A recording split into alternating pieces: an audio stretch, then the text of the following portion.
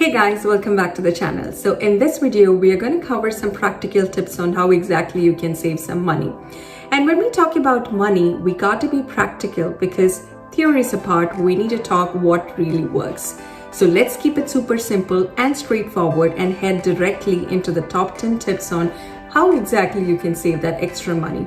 So without further ado, let's get started.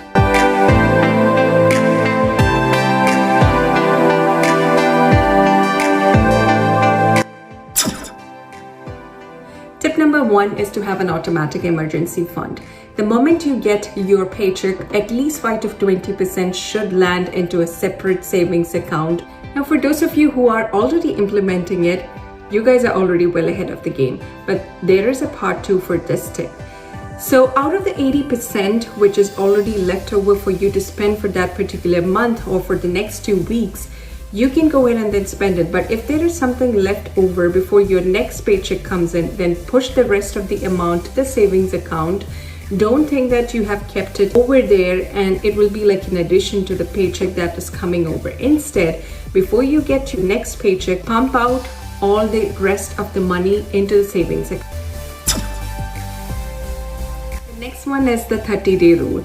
This rule is quite simple. All you need to do is the next time you have decided to buy a product, put that simply in the cart for the next 30 days and then revisit the cart and see like if you really need that product. Generally, it's a difference between a need and a want.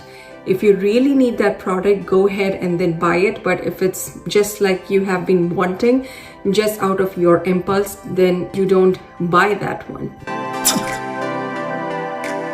Number 3, I would like to call it as the treasure hunt or an alternate hunt.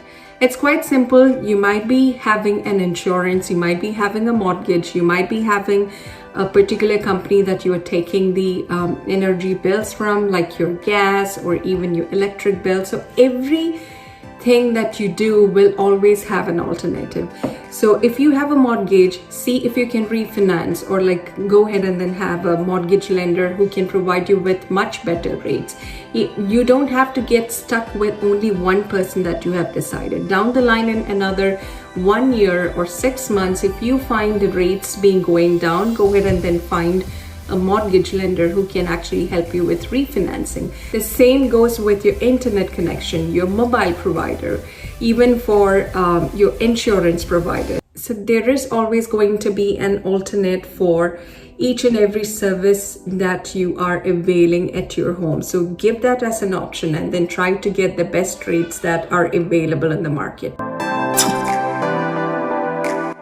4 is cashback apps and cashback credit cards. It's highly important to have a cashback credit card, and most of the credit cards do come up with some kind of rewards or cashback points. Or if you don't have a credit card at the moment, I would highly recommend having one that comes up with either cashback or reward points. But there is also a part to it, which is actually having a cashback app like Rakuten.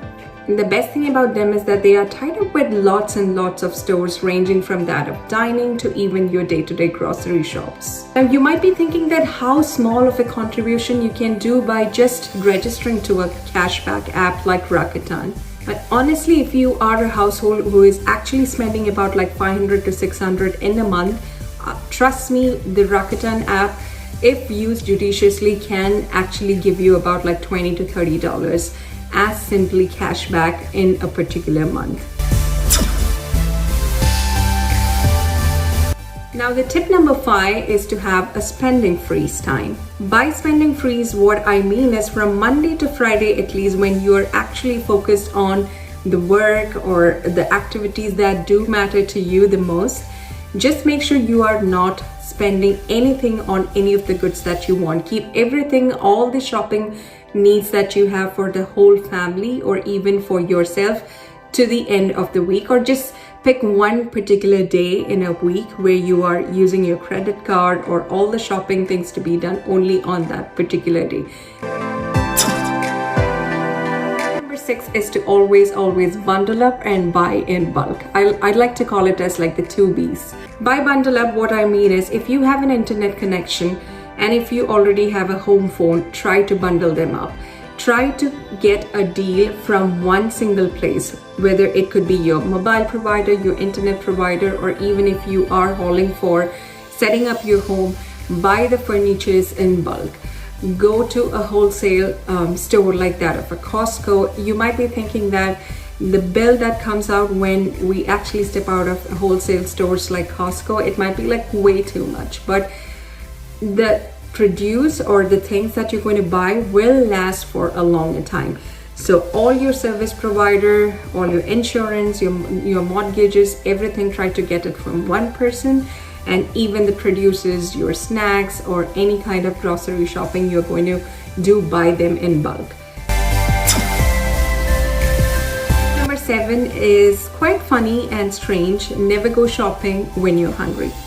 Yes, I know it sounds too funny and illogical, but trust me, it does work. Next time when you have that urge to go ahead and then shop when you're hungry, give it a go, and then I'm pretty sure you will see the difference. Tip number 8 is to eat out less and DIYs. You can occasionally binge eat, but don't make it as a daily practice. Cut down your daily binge for coffee and pack as much as possible from home because it is healthy and it also saves some money. And with DIY, whatever possible, whether it be decorating to even grooming yourself down from haircuts, your eyebrows, and whatever possible you want to do it, try to do it all by yourself. That helps you in saving a whole lot of money. Now, tip number 9 is to unsubscribe from all those marketing emails. It's actually quite lucrative when you see that new product, the new moisturizer, the new hand cream, which comes right in front of you when you open your Gmail. And it also has a shop now button, which makes it way too easier to just put it in the cart and then buy it the next time. So any kind of marketing emails that is related to the things that you don't want to periodically buy, I would highly recommend you unsubscribing. And anytime you are not having or you need to buy a moisturizer, you can always get back to their store and then search by yourself and find the one that works for you.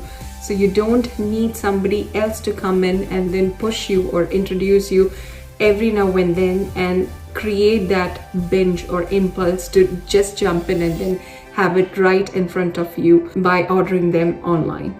So go ahead and unsubscribe to all those marketing emails.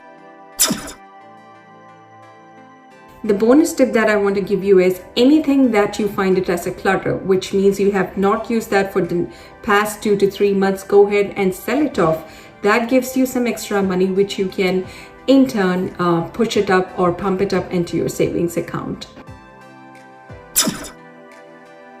Now over to the final pro tip. It's not what you make, it's what you do with how much you make. So have a portfolio. Just don't put all the eggs in one basket. It's not just one savings account that's going to give you an emergency fund. You might have to put it in some property. You might have to have a savings account. You might have to have an insurance, a mutual fund. So try to diversify your portfolio as much as possible. And one final thought I want to spill around before I close down today's session is it's okay not to be rich than to invest to show you are rich. I hope you get that message.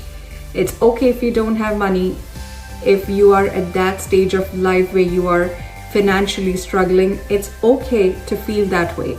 You don't have to invest so much money to showcase that you have some money with you. If you don't have it, you don't have it. There isn't any problem. But never ever invest your time, energy, and money to just show that you are rich. So that's it for today, guys. I hope you do enjoy the video, and let me know in the comments like which of these tips did you find it more useful. I would love to hear it from you guys.